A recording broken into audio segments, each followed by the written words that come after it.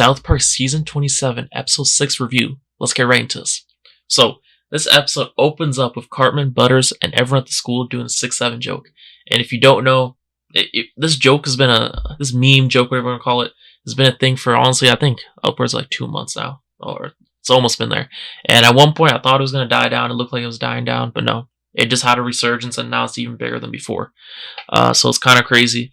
I didn't even think South Park would even cover this joke, just because I didn't think it was like that crazy to cover to begin with. But also, like, they did the Labubu thing, like, just, what was it, 2 episodes ago? And I'm like, wow, I didn't think they'd do another one, like another type of episode like this. And for people that were thinking that this episode was going to be about the boys, no, it wasn't. It was just like, obviously, Trump-centric again. PC Principal we had in there. We had Jesus. Obviously, Peter is connected in there. JD Vance. Also, Cartman. Cartman was like the only one of the boys that had like a significant role in this episode. But yeah, this joke is ridiculous. And also, it with the ending of the episode, you can tell that the storyline's at the very least going to be continued. Because we know that Cartman's going to get taken to Washington with Peter. And Cartman is pretty much the key. At least that's what they think. That's what Peter thinks. Cartman is the key to fixing or helping Trump out, fixing his issues.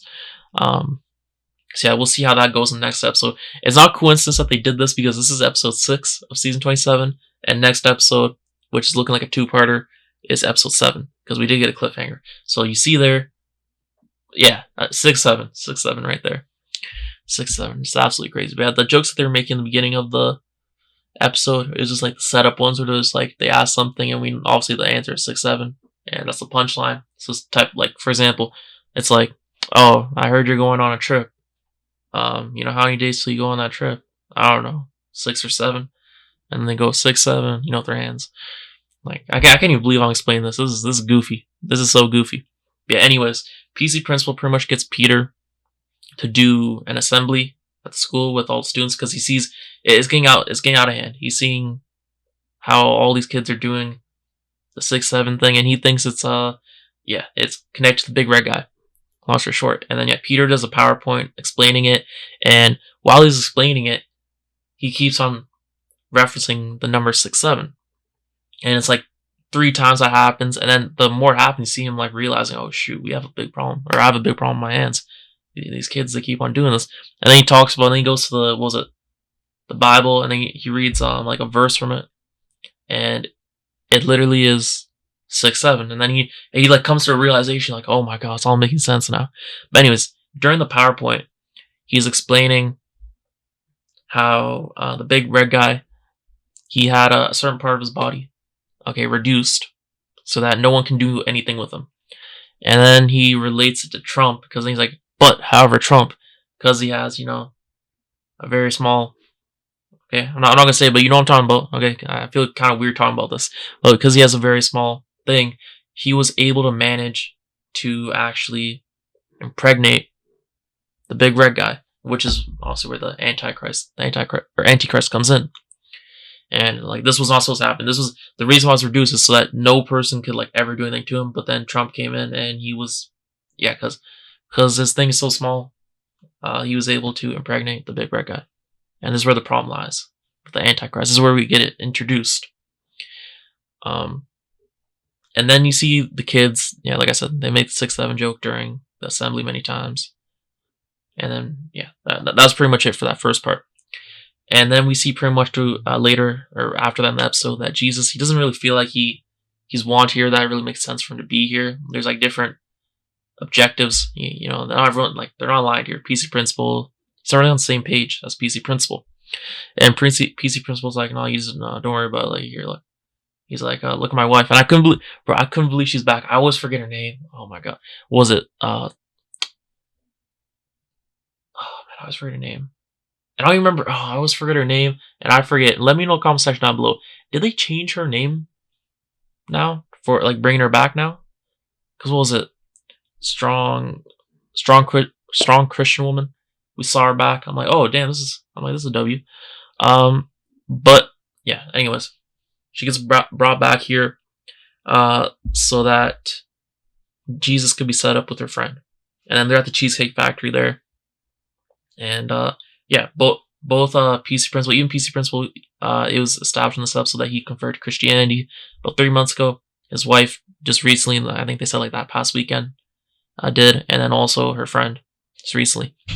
And it just shows how PC Principal, his, I guess, depiction of Christianity is way like Jesus said, is warped, is altered than what it actually is, at least what Jesus meant it to be.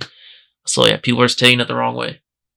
And then it also shows their the friend of PC Principal and his wife, she's I guess the prime example of it. And once Jesus sees her, he's like, oh God, I know what's going on here.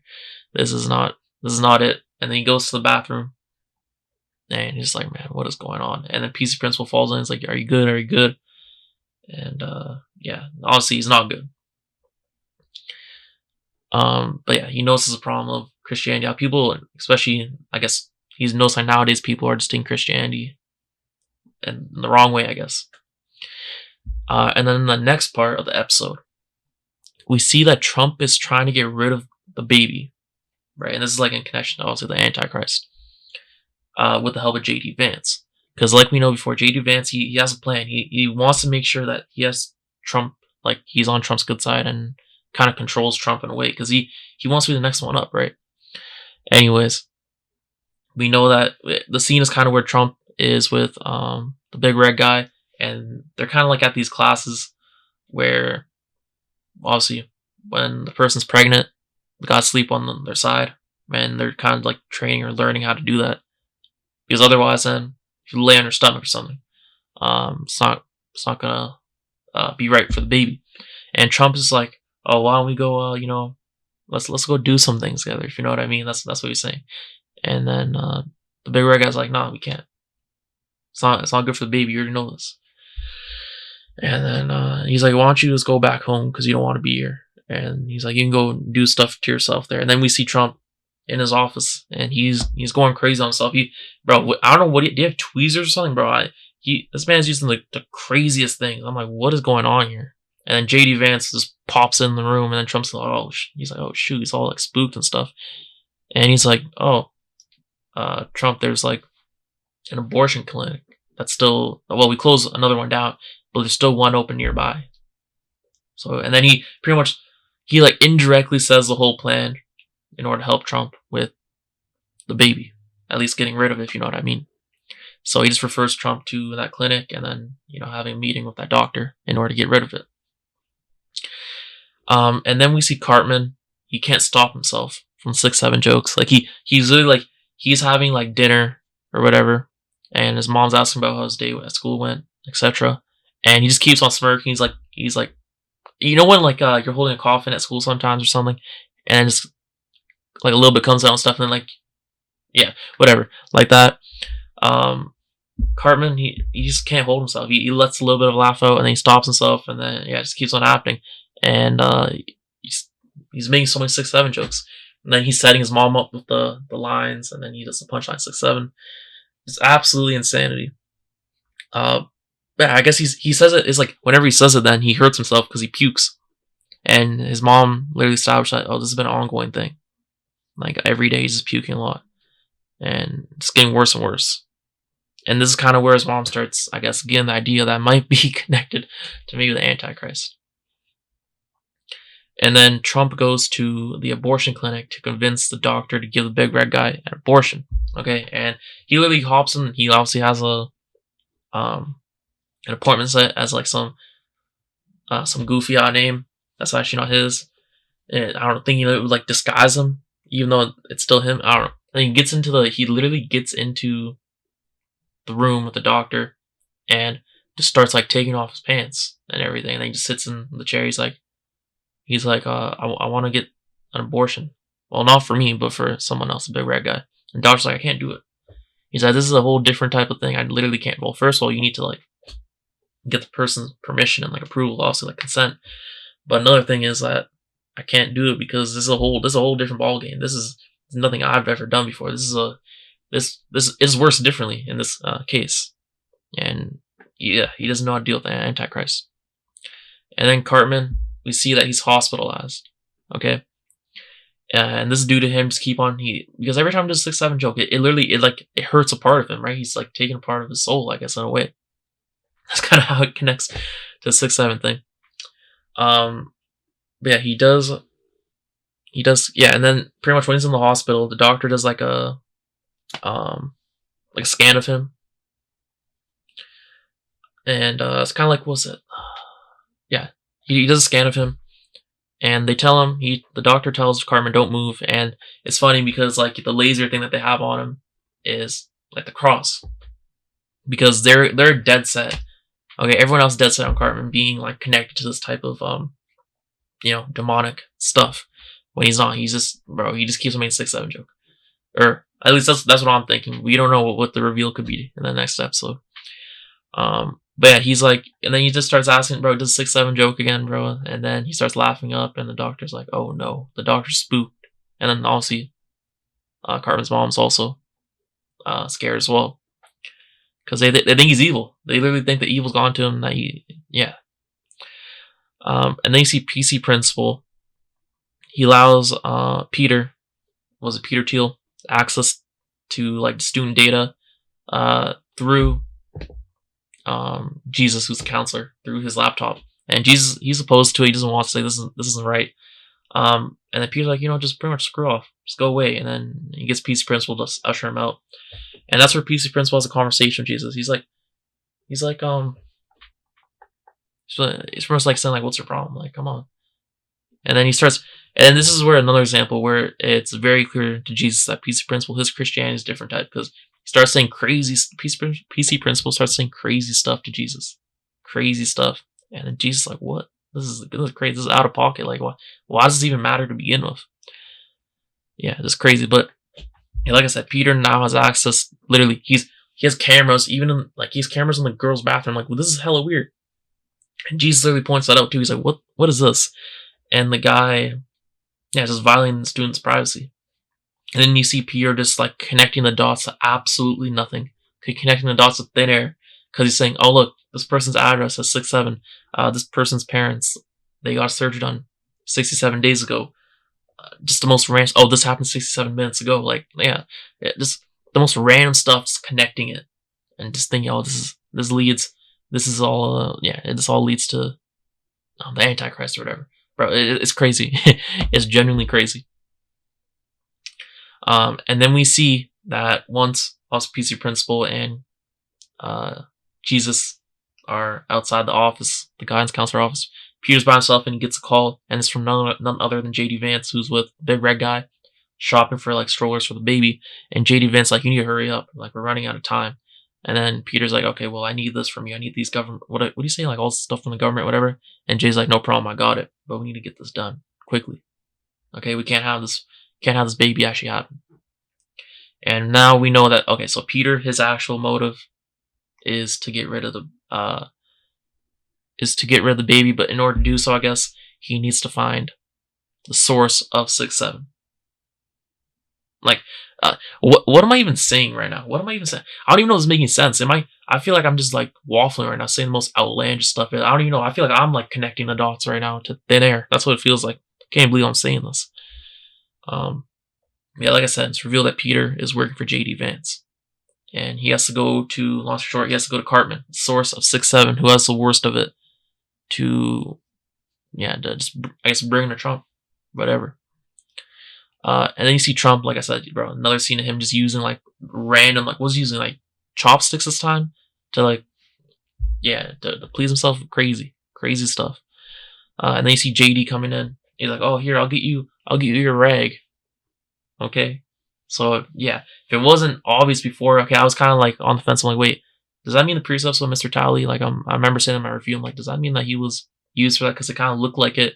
Yeah, no. And then you see Mr. Tally, you see a little cameo of him. He has his eyes obviously all red, and he's in pain, as we know from previous episodes. I'm like, god damn. But anyways, JD uses as an excuse to close the door and, just be on the phone. And then you see Peter, like I said, he was reaching on the 6-7 theories, whatever. We saw Mr. Tally. And Peter meets Eric. He takes Uber, and he's like, he has to do a diagnostic on Eric. because they think, like I said, everyone is dead set on Eric being a part of this whole Antichrist thing, 6-7, whatever. And then Eric's like, Peter's like, oh yeah, I took an Uber and it took me 6 to 7 minutes to get here. And Eric was already cracking up as this, and that just also put him over the top. And he starts puking again, but he starts puking over the guy's face, over Peter's face. Crazy stuff. And then yeah, they keep on like reading. Like I think Peter whips out the Bible, and then he starts, I guess, I don't know. Long story. Eric keeps on puking, which means that more 6-7 jokes are happening. And then yeah, Peter's like to Eric's mom, I have to take him to Washington. And she's like, he's on no state. He's too sick. He's like, I gotta take him to Washington. That's the only way. And then yeah, and then also on the flip side, we see Jesus. He is not like the new Christianity, and pretty much PC Principal literally tricks Jesus into having like another meeting with their friend, and he already didn't like it. And yeah, bro, Jesus just was set over the top. He goes to the bathroom. PC Principal follows him, and Jesus goes off on PC Principal. And just like earlier on that episode when we see PC Principal going off on that one guy, on the one teacher, during like the board meeting, the school meeting. Yeah, PC Principal just takes everything as like, personal. He's like, oh, so you're against this, then you're against Christianity, whatever, etc. Just crazy. Yeah, like I said, he beat that teacher up, and then here he starts literally fighting Jesus. Like, it's crazy, and Jesus like, I'm not gonna fight you. And then yeah, PC Principal's fighting Jesus, and as Jesus leaves, he just goes outside, and then PC Principal just like, yeah, stay out of here. And then Jesus, he's sad. He's walking the streets at night, and we see a cameo of Best Buy. I'm like, oh man, that brings good times, good memories from South Park back in the day. And then all of a sudden, he stops his tracks. He sees the church as well. He stops his tracks, and then I'm like, oh shoot, he's gonna go back and like teach PC Principal a lesson, like teach him the way. But no, instead he goes in, grabs the friend, and yeah. Then you see him go into his house or wherever, and he just like cuts his long sleeve off, showing off his muscles, and just trims his beard, and he's fully bought into this new Christianity. And I'm like, damn, it's kind of sad. I got baited. I was thinking it was gonna be something like Jesus was gonna like stand up for himself or something, but no, it turned out that he's pretty much joined PC Principal's version of Christianity in this way, at least. That's what it seems like.